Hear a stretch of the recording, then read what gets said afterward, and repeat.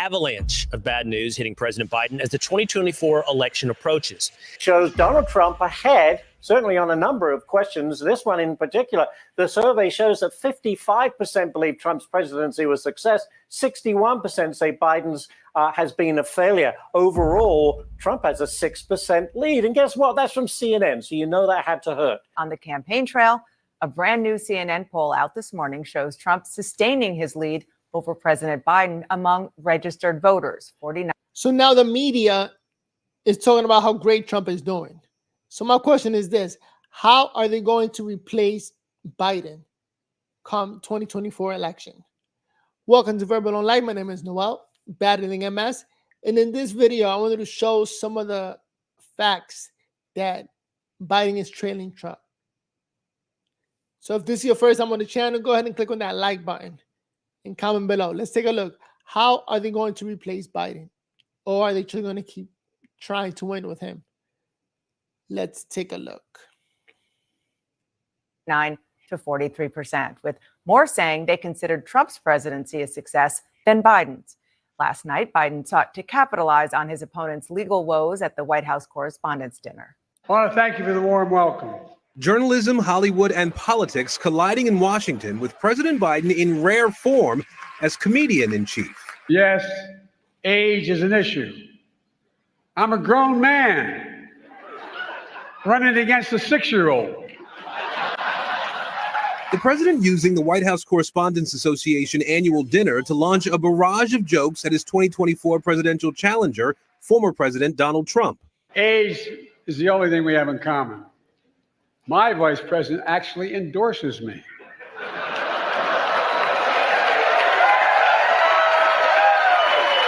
Biden also taking a rare swipe at Trump's legal troubles. I had a great stretch since the State of the Union, but Donald has had a few tough days lately.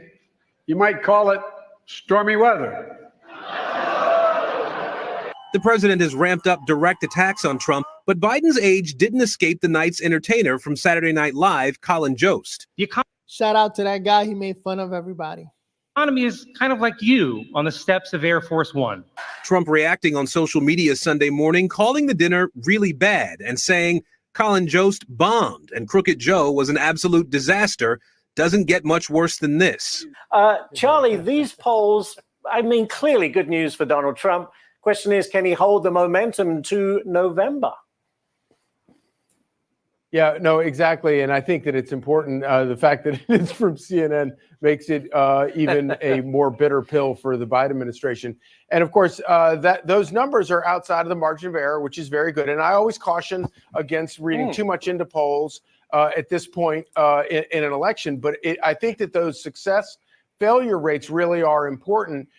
You've got Donald Trump plus 11% meaning 11% more people think it's his administration was a success, and Joe Biden is underwater by 23 points. That's devastating, especially when you consider the fact that both of their administrations were lined up back to back, and people can have a clear memory of what it was like. But to me, the most devastating number in the entire poll was the number that shows that public support for Joe Biden's handling of the war in Gaza is underwater by 43%, meaning that 71% of Americans think that Joe Biden's handling of that has been a failure. And when you stop and think about it, Joe Biden has been in Washington for 50 years. His greatest area of expertise is foreign policy. And on foreign policy, the most important foreign policy issue going on right now today,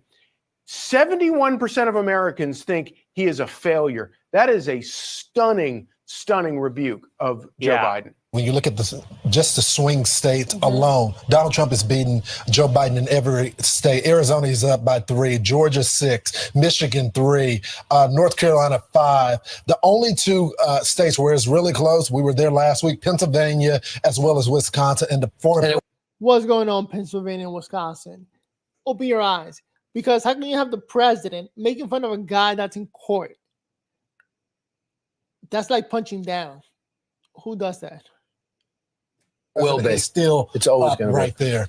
It's incredible. And the thing that voters are saying, it is the economy. I mean, we had a vegan business, not your typical MAGA business. That young lady last week was like, listen, I just have to admit, under the Trump administration, business is just better. Right now, I'm struggling. The price of goods are just too much. I'm getting hit at every single turn. We had the potato farmers on last week. They said the same thing. The gas industry said the same thing. Every single sector, no matter what party that they may have been affiliated with, said it was better under Donald Trump. I think that's going to be in the that deciding CNN poll, issue. they said which one in their first term was successful, which one was a failure. And the majority thought that Joe Biden's campaign, or the last 3.5 years, was, look at that, 61% said failure. And for Donald Trump, 55% said success. It's interesting when you look at, and you're absolutely right. Number one issue is the economy. With independents regarding who was successul in their first term, independents, 51% say Trump, only 37% say Joe Biden. But, both the parties have different agendas and have different interests. For instance, with Democrats, according to this poll, the top issues are protecting the democracy, 67%, abortion, the economy comes in third, followed by guns and healthcare.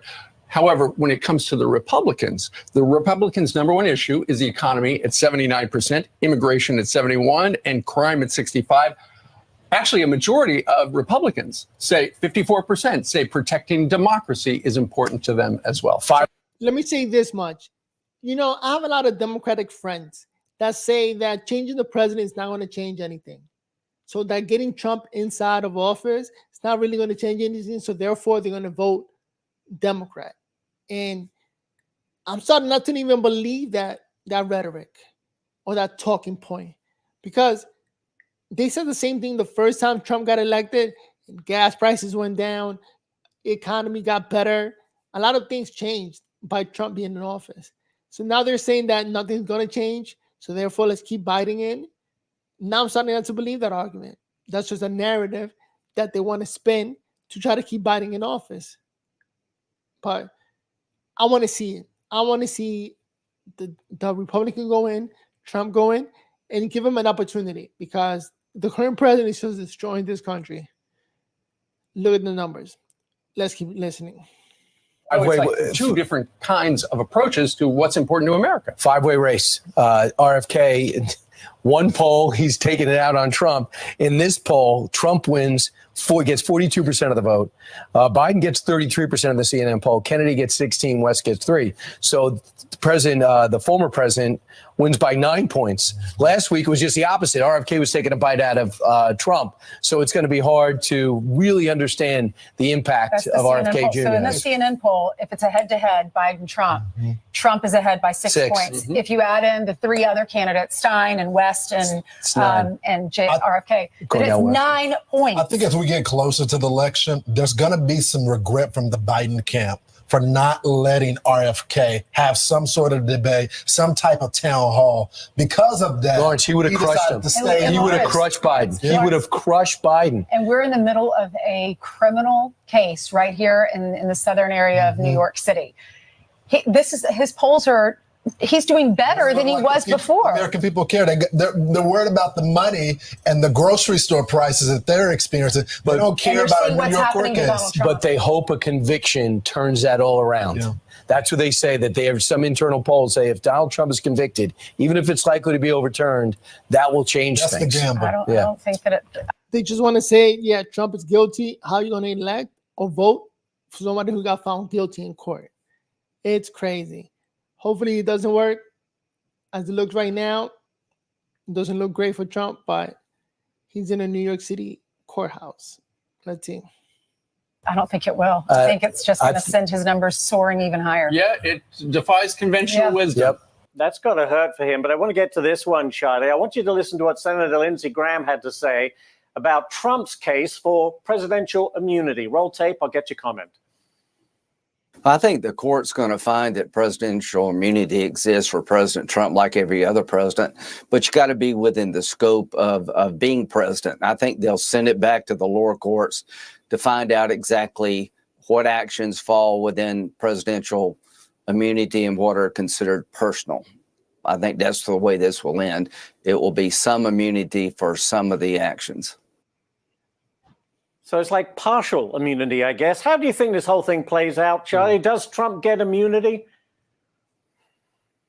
I think Senator Graham is exactly right. If you listen carefully to the arguments in the Supreme Court, they seem to be looking for a way to provide some important immunity to a president. The idea that we're gonna go forward and be able to put every ex-president in prison because people didn't like things that he did during his presidency is absolute lunacy. That is not what the framers intended, and it's no way to run a country. And I would say that about Barack Obama or Joe Biden or Donald Trump. And so I think that I do think that the courts, they're going to try to find some way to do exactly what Senator Graham is talking about there. Okay.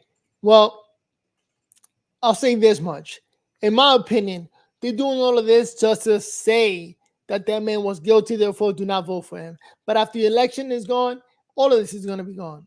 Well, after the election comes around, all of this is going to be gone because whoever wins, that's it. There's no need to continue with this trial. I mean, look at it both ways. If he wins, he's going to make it go away because he's going to be the president.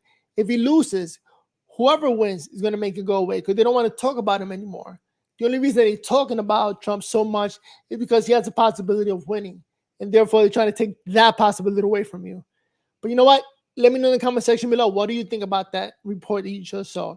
Yeah, it was Fox. A lot of people don't listen to Fox, but they were just spitting facts, putting numbers out there and giving you guys an opportunity to make up your mind, given those numbers, given the fact that CNN are not predicting that Trump is winning. And between now and November, we are entering May. So between now and November, a lot can happen, a lot can change. So let's keep our fingers crossed. All right. My name is Noel here at Verbal on Life. Remember to click on that like button. All right. See you guys on the next video. Verbal on Life.